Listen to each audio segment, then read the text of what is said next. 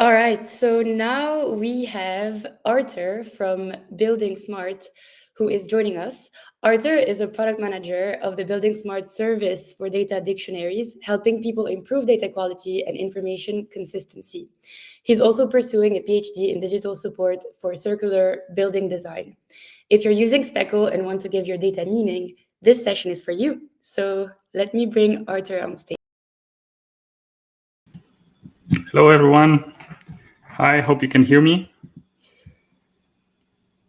Yes, okay. Hello, my name is Artur Tomczak, and I represent buildingSMART International. Super glad to be here today, and I'm really hyped about all of the new features of Speckle. In my session today, I would like to encourage you to pay closer attention to the meaning and consistency of the data being exchanged, and how bSDD can help you with it.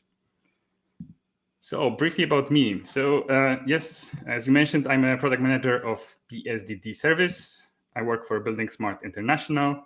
For those of you that don't know, it's a worldwide organization developing and promoting open international standards and solutions for the built environment, known as Openbeam. And as you also mentioned, yes, I'm also pursuing my PhD on how we can leverage this digital support for circular building design and environmental aspects of our design. So I really was interested in the previous presentation as well. Good job, guys. Apart from that, I'm also a Speckle fan. As you can see, I have more than one T-shirt from Speckle. And yes, I use it in my previous roles and currently, before I was a computational engineer, and I use it also at hackathons because I think Speckle is really intuitive and easy to prototype, but also easy and really convenient to use on actual design projects. So yeah, I recommend it to anyone. But back to the topic of today. To many of you, such a conversation might sound familiar. So we have one designer that sends latest data, latest updates, which is geometry and parameters, to the other one. Everything works great as long as we both understand each other and can easily recognize the objects. But in this case, the other designer doesn't know what actual BREP object is because the shape doesn't tell anything. So we need to ask each other. Then he asks what are the certain properties and so on. This time it was really easy to resolve by simple human interaction, but sometimes on more complex projects, this is really difficult. So today we'll discuss how this could be improved with bSDD.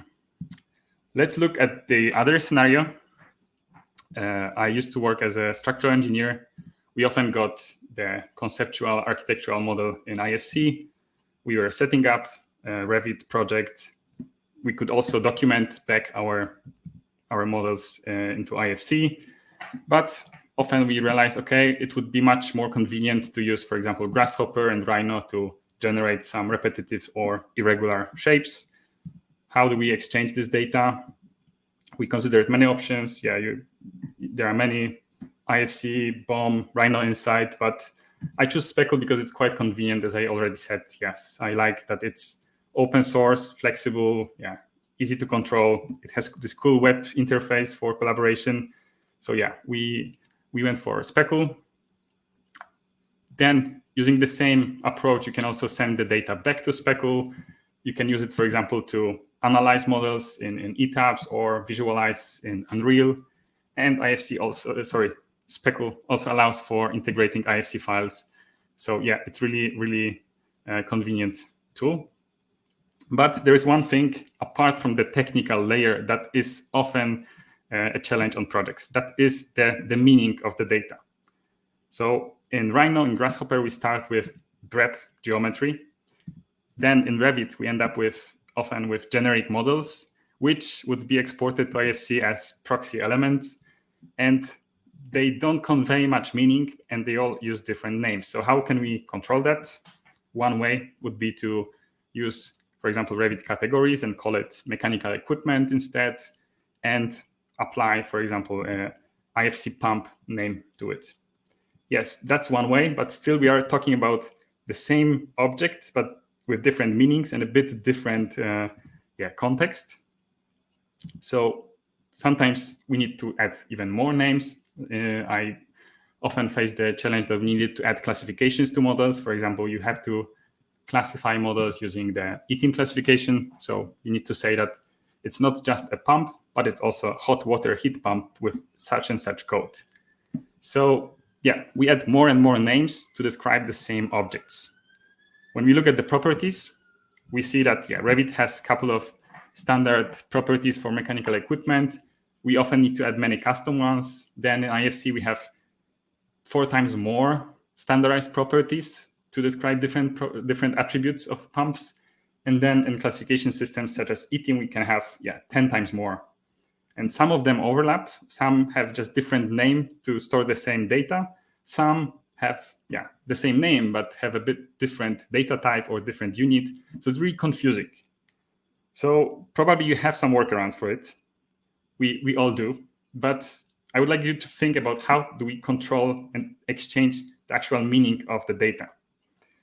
And yes, as you might guess, my answer today would be data dictionaries. I think, it's a really nice approach to solve this issue. If you don't know, data dictionaries are a collection of names, definitions, and properties, and they help to define meaning and guide others how to capture and interpret the data. And this concept is not new. It's used, it's very popular in other industries. For example, laboratories have data dictionaries to show others how to interpret the results, or NASA has planetary systems data dictionary. But it's not really rocket science. It's quite simple. I have here one example for you. As you can see, this data dictionary has a classification of fruits. It has a couple of terms like fruit, banana, orange. It has some synonyms. It has some translations. You can see also those black lines indicating relations between concepts. For example, here, banana is just a child of the fruit. And we can also add different properties to it. In this case, we have 2 properties. We can also say that those properties have certain allowed values. They have some restrictions or units. So we can store all of this in a data dictionary. And bSDD, the service that I'm managing, is a service for distributing such data dictionaries. So we can consider it a reference library to enrich your data with standardized terms and definitions. As I said, bSDD contains dictionaries, and those are made of classes, definitions of properties, different attributes to describe the built environment. And the real power of using data dictionaries is that they are reusable, because you don't need to reinvent the term. So probably if you start a new project, you will have to basically describe the same objects, the same properties. You can reuse the terms. You don't need to reinvent.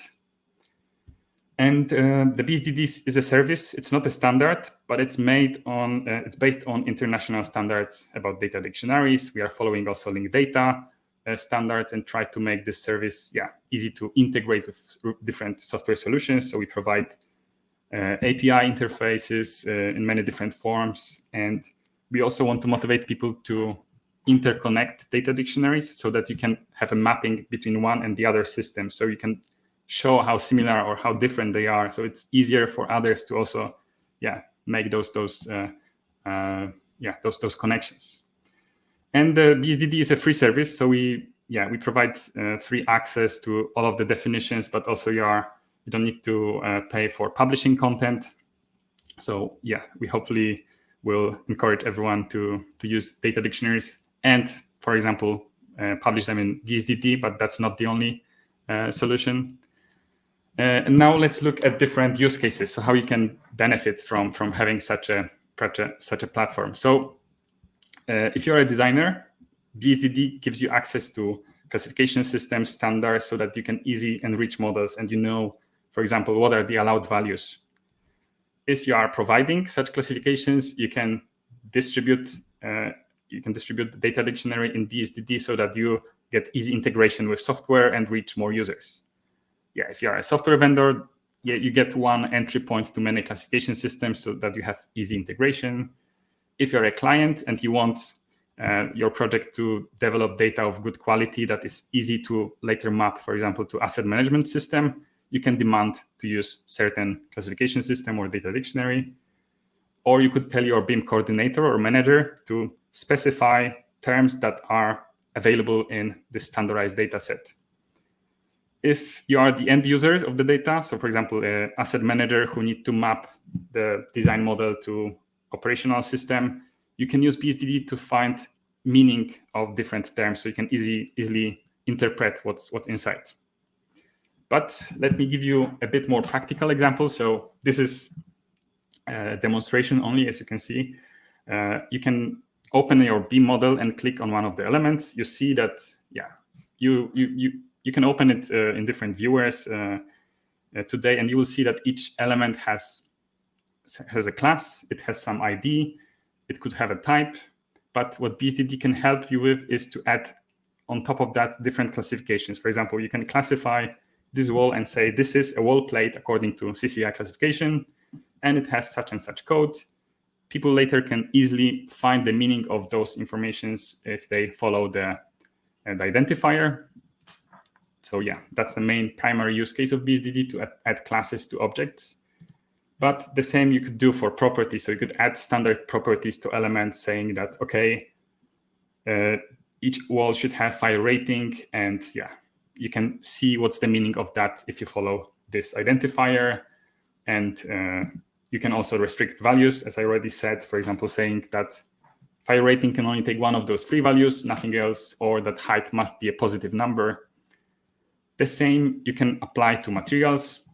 Instead of inventing names of materials, you could use standardized list of allowed materials. And my previous speakers, Martin and Nabil, were mentioning how difficult it is to sometimes process custom material names. So yes, data dictionaries could provide you with standardized terms that you use on projects, which make all of the integrations much easier.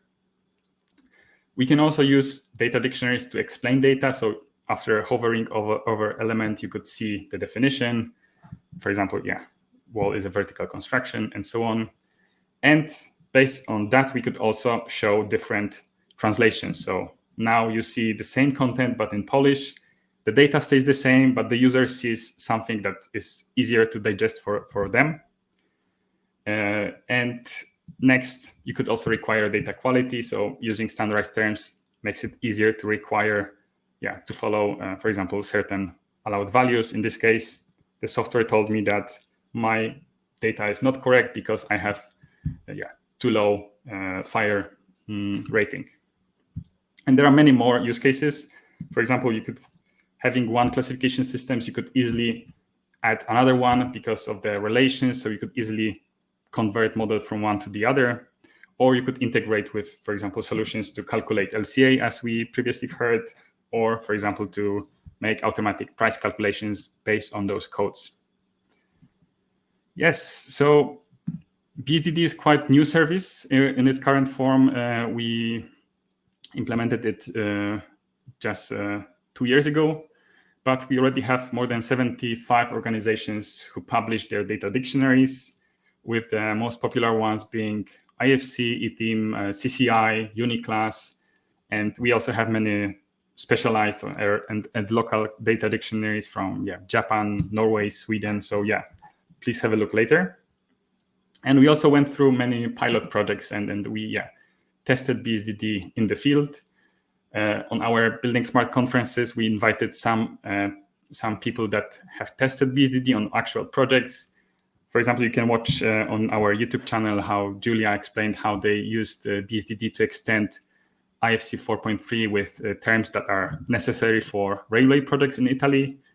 Anouk from Netherlands used bSDD to provide easy access to what they call WaterNet ontology, which is basically a knowledge graph of different terms they use to manage water systems in Netherlands, so that they have easy access to define the same information using BIM authoring tools. Tina explained similar example for Finnish Transport Infrastructure Agency, and Hansueli published in bSDD a list of terms that are standardized by ISO for documenting environmental product declaration so that it's easier to work with EPDs in Beam workflows. Yeah, you can have a look at our channel. But if you would like to get practical experience and just see what's inside bSDD, we offer 3 interfaces. So we have a search page, we provide API, and we also encourage you to use the software that you already have, which hopefully already allows you to access bSDD. If not, we hopefully will see more of them the coming year. But if you want to search through our page, just go to search bSDD buildingSMART.org. Look up a term. For example, I'm just checking a fridge. I see there are many fridge concepts in bSDD, but if I filter to eating dictionary, I can see it has a certain code. It has this identifier link. I can see what are the properties that are relevant for fridges. I can also check list of existing data dictionaries. For example, now I will see the CCI dictionary from Molio. I see they have classification of spaces. In this case, I can see that there is a definition of a sauna. I can see what the sauna means. I can copy the code and identifier. And I see that this definition is reusing properties from other dictionary, in this case, IFC, saying that sauna need to have a property called handicap accessible with a value yes or no. And what I would like to highlight are a few aspects of those pages. So first of all, each concept, each resource in bSDD has its own unique identifier in the form of this link. This link will remain in bSDD, so you can always refer to it and find the meaning behind this link, this identifier. Every concept also has its owner, so you can see who is governing this definition. So how was it created and who is responsible for updating it. You can also see the description and many other attributes that could be relevant to your use case. Most of that is driven by the ISO standards that tell you what data dictionary should contain. But hopefully, you don't need to search through this search page, but use the software that you already have. As I said, bSDD is quite new, but we already have many integrations. I'm showing here screenshots from Beamworks, Plannerly, AsBeam. We have prototypes from Trimble Connect and from Revit, many more. We have also a React component, but let me just show you a few. First being this AsBeam. This software allows you to select some elements in the model and assign a class to them. In this case, they are assigning photovoltaic module class to all of the PV panels. And the software is showing user what are the properties that are required and also showing what are the drop-down options that they can choose from. So it's basically allowing you to curate the data. So it's also preventing different errors before they happen. Other example is from Plannerly, completely different use case. Here they are not editing IFC files. They are using data dictionaries to help define really good information requirements. So now, instead of just typing any name, user can select from existing codes. In this case, they are using uniclass, assigning this wall class to it. You can also see the code. So it's not just a wall, but it's a wall coming from this and this classification system. And later you can also choose from properties that are standardized. In this case, let's select material thickness. It has some description copied through the API to the Plannerly. And we know that we are using standard terms, which is, hopefully, a good way to manage the quality of the data. And the last example I have is from BlenderBeam. In BlenderBeam, you also have integration with bSDD. So you can select classification system that you like. In this case, let's go for CCI. Let's select bSDD and look for door. I see there are many door objects. Let's select door leaf and add reference to it. So now if we save this file, we see, okay, this door is classified as door leaf with the code LNBA. And many more. So please have a look at our website. We list all of the software that claim support for Openbeam solutions. So you can see we have a dynamic list. I would like to show you Speckle connector, but I don't have it yet. I haven't seen it, but you don't need to wait for it. We you can simply just copy the codes or identifiers and just put them in your data model so that you can already benefit from this integration, even though there is no plugin or connector yet. But we are also encouraging everyone to create connectors. So we are thinking about establishing a plugin creation fund. So if you want to apply for it, please contact me, or if you would like to sponsor others to create integrations, please get in touch. So in this case, you could reference the same terms and use the same identifiers to say, okay, my color is according to this and this definition. So the only possible values are red, yellow, and blue. Okay, that's bSDD. And now I would like to say a few words about how it fits into this whole Openbeam landscape. So I know many of you are familiar, but let's repeat for those that are not. So among Openbeam standards, we have IDS standard for defining information requirements in very intuitive for users, but also machine interpretable for, so that software can automatically check the content of files or our data models. Based on that, you can create your data and document in IFC form. You can always check compliance with the IDS, and if you encounter any issues, you can report, for example, through BCF, our standard for communication. You can also share your data through our standard OpenCD API, our API protocol for communication between different software. You can also use BCF in connection with OpenCDE. If you want to ensure the quality of your IFC files, you can use the validation service, but I would like you to remember from today about the bSDD, which is the service for providing meaning to the data. Yes, and I know it might be confusing why we have IFC inside bSDD, since IFC is a schema. So let me spend a moment on that one. So IFC are foundation classes. So you might be familiar with IFC files, which is a serialization of IFC data, but primarily IFC is a set of definitions. So it's this, it's this, you can say, classification of different objects like door, project, or area, or a wall, and properties attached to them. And we have more than 1,000 classes in IFC and more than 2,000 properties, but it's not enough sometimes. So if you look into, for example, Uniclass, there are 15,000 classes, and eTeam has more than 16,000 properties. So IFC allows to be extended with those. So you can also add custom properties to IFC, but always better to use standard ones, of course. We don't usually need all of those. We simply select those that are relevant for our project, but thanks to bSDD, you can find those definitions easily. So you can have both IFC classification systems and very specific dictionaries as well. And as I previously mentioned, the power of bSDD lies also in those connections between them. So you can see that, for example, industrial stairway is a specialization of IFC stair. So in IFC, that would be stored as IFC stair, but also there are some even further specializations of that, and so on. So you can track those relations in bSDD. I think it's really cool. Yes, bSDD is already a mature service used by many, but of course we are working on further improvements. We want to improve the usability, the search experience, and provide more tutorials and so on. We want to accelerate the adoption. As I mentioned, we want to establish this plugin creation fund as well, and we are looking for sponsors as well.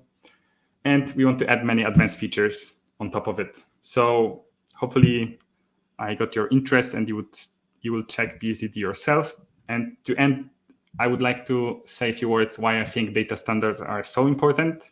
First of all, because of them, we can get consistent interpretation of the data, make sure that we all understand each other, and finally improve the data quality and prevent errors, basically. Because of that, thanks to that, we can automate many processes. So when we rely on standard names, we can enable more automation, smooth integration with different systems. And we've heard today many examples how much needed this is.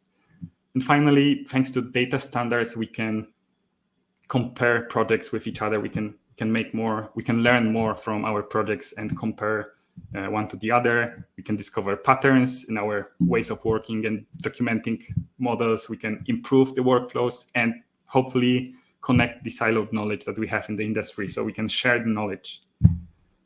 And when I was preparing for this presentation, I saw this quote at the Speckle website saying that the aim of Speckle connectors is to facilitate meaningful data exchange between AEC software. And I think bSDD can contribute to that so that we have actual meaningful data exchange using, for example, Speckle. Thank you so much. And I hope there are some questions.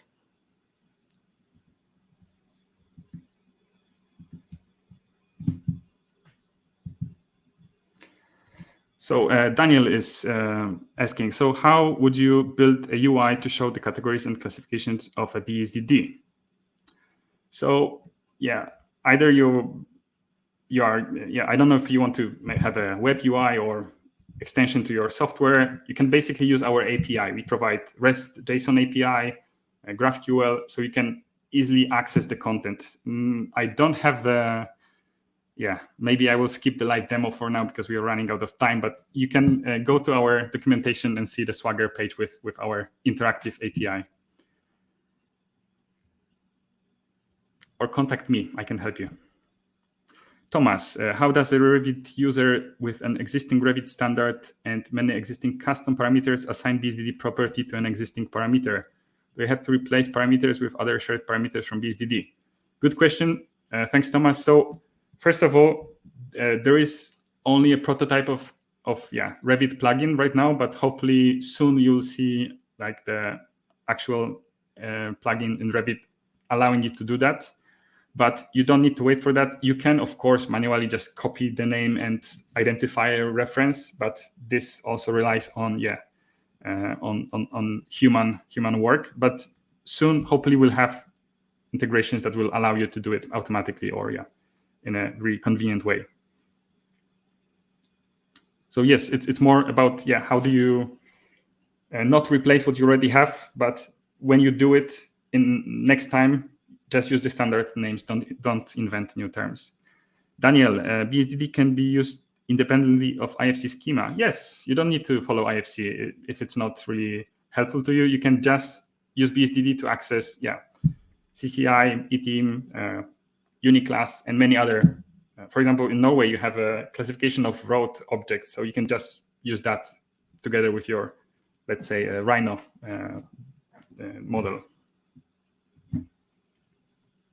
Will AskBeam and other tools import the information inside of the IFC? Yes, so AskBeam is using IFC as a native file. So whenever you make a change, you can always serialize and save the file. But I haven't mentioned it, but we are working heavily on next generation IFC, which will be more focused on data exchange, not files. So hopefully we will catch up with the industry and catch up with all of the solutions you are already familiar with. And stop exchanging files.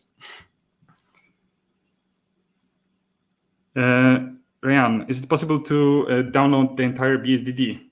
Well, I will discourage you to do that from doing that, but you can of course parse the API and ask for all of the content, of course. But then you lose the live connection. So if there is any update, you will not see it.